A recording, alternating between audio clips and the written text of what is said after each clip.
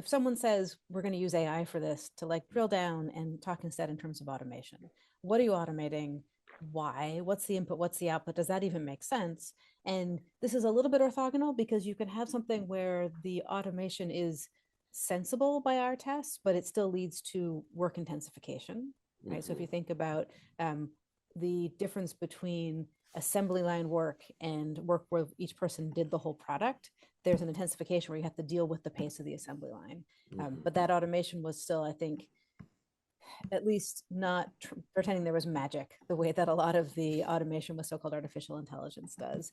But I think that you can cut through a lot of the mystification by speaking in terms of automation instead of artificial intelligence and sort of drilling down to what are we automating.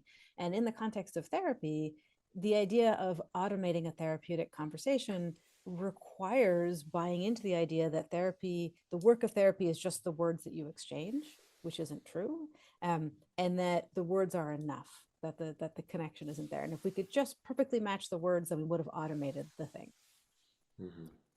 I so appreciate that last point in particular. I mean, everything you've said, but that last point about the words, Emily.